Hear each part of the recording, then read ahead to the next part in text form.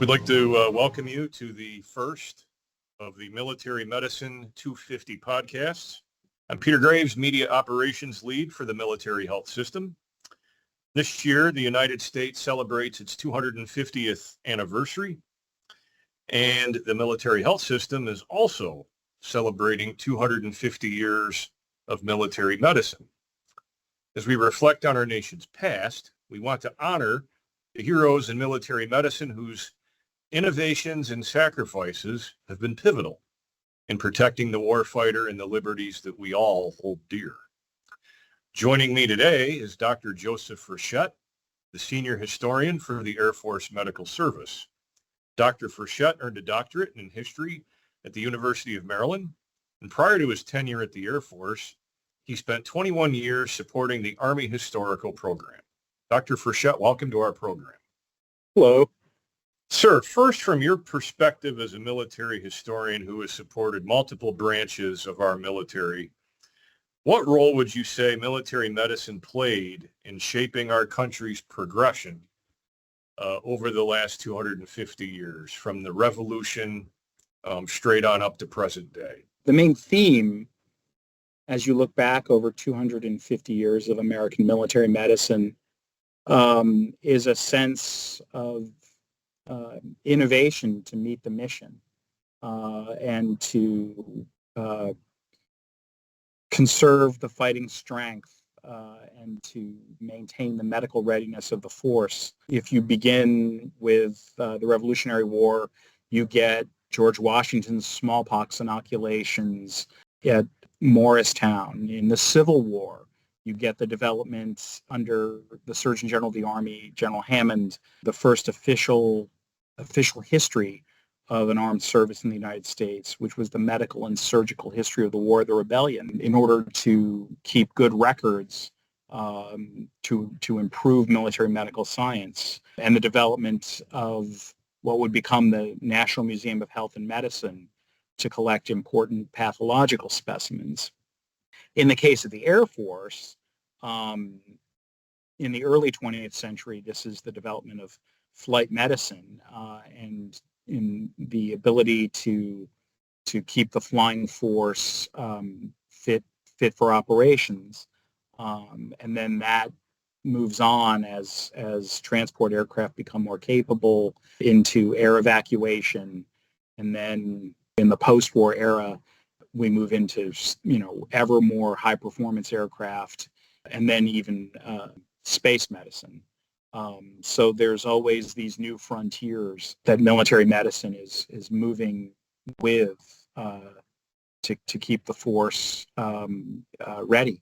The Air Force Medical Service, when it was conceived approximately 75 years ago, can you share a little bit more about the history behind the development of the Air Force's own medical service, how it came into being, why it was felt important to establish a separate capability for the Air Force, and what it means and what it has meant to airmen and pilots and others that serve that branch?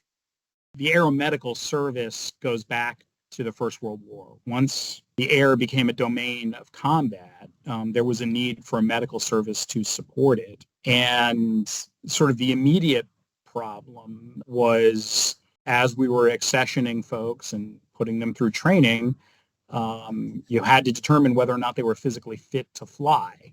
There were a lot of crashes. And so this led to the development of aviation medical examiners. And as we move through the interwar period and then into World War II, aircraft are becoming ever more capable, ever more high performance, and the physical demands on the flyers and the equipment needed to support them in high performance aircraft become more complex. One of the conditions was that it would not immediately establish its own technical services. That was sort of the price of admission.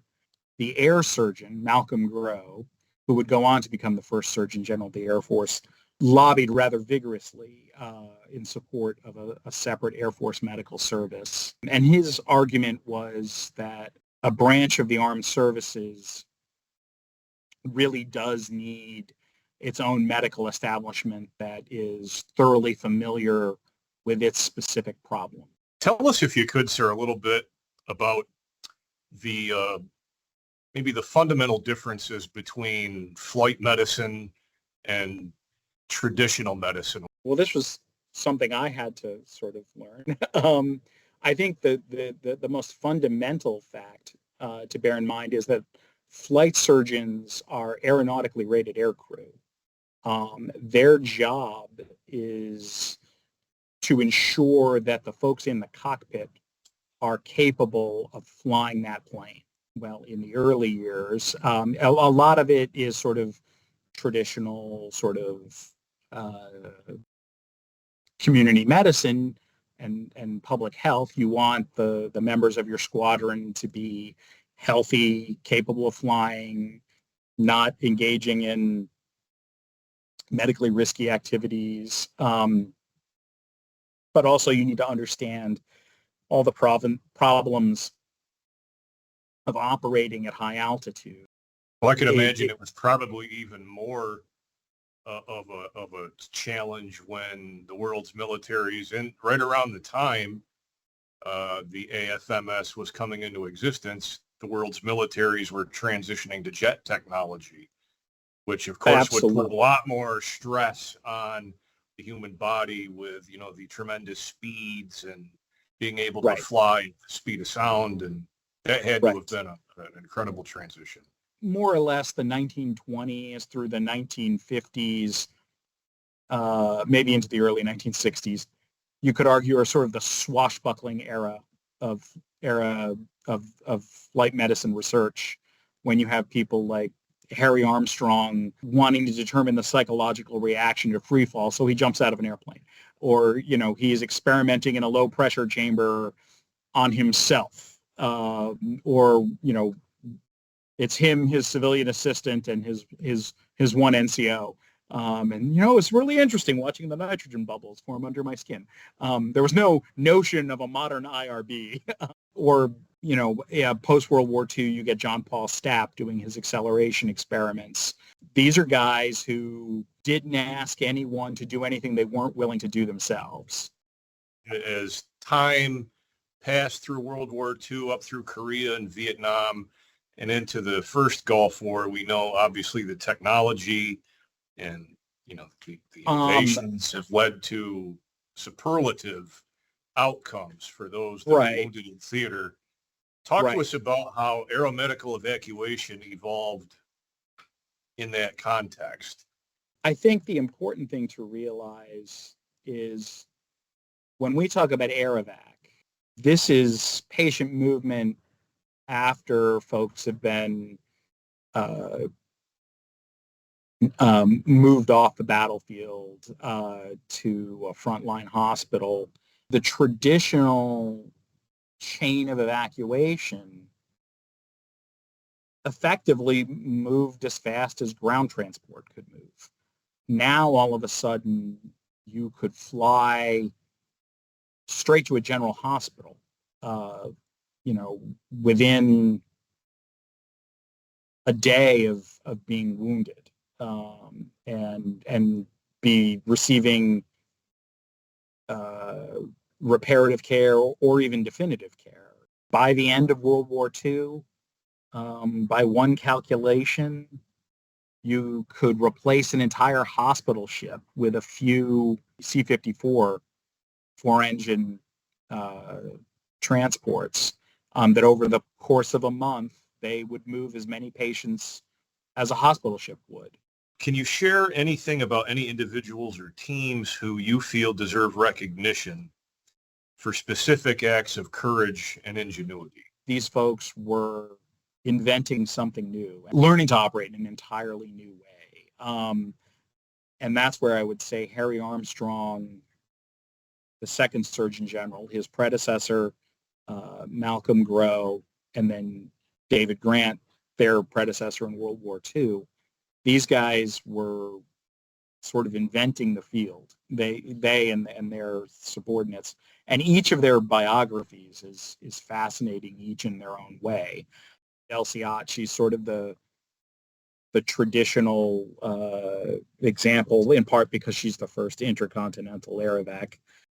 Hospital in Karachi wanted to move some patients back to the United States, and they picked a young lieutenant, Elsie Ott, who was a nurse in the hospital, to accompany them. And she'd never been on an airplane before. What could possibly go wrong? And it ended up being, oh gosh, a 5 or 6 day odyssey to fly west through the Middle East, across Africa, across the Atlantic to Brazil, and then north up through the Caribbean to Florida, and then finally to Bowling. And she handled it with aplomb. Another interesting case would be late in World War II in the European theater. The commander of the 816th Medical Air Evac Squadron, Albert Hogue, and one of the flight nurses, Suella Bernard, participated in air evac via glider, where they loaded a bunch of patients onto a pair of gliders, and low-flying C-47s came down and sort of snatched them up so they could fly them back across the Rhine because there was limited bridge capacity.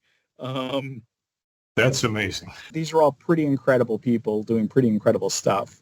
And it's an honor and a privilege that I get to work with them every day. It's like coming to an office full of superheroes. We would like to thank Dr. Frechette for taking the time out to join us. For everyone listening, we look forward to continuing the conversation. As we commemorate 250 years of military medicine, join us wherever you get your podcasts, on health.mil or on any of our social media channels for the most up-to-date military health content.